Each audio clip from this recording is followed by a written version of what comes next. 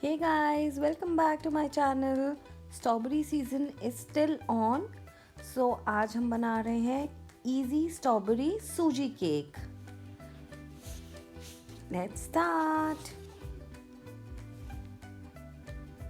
In a bowl, add the strawberry puree. It's a fresh strawberry puree. To this, add semolina.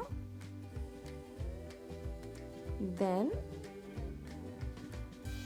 we will add castor sugar. To this we'll add almond meal, which is basically powdered almonds with the skin. Then apple cider vinegar or ACV.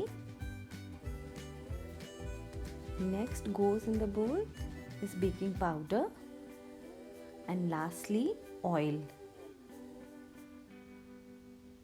Now give it a nice mix with the spatula until the mixture is smooth, glossy and nice. Now take another tin, transfer the batter into the baking tin. Bake it for good 20 minutes at 170 degrees. It's ready. Now ice it with the whipping cream and decorate it with some sliced strawberries. Voila, it's ready. Enjoy your Valentine's Day. Thank you.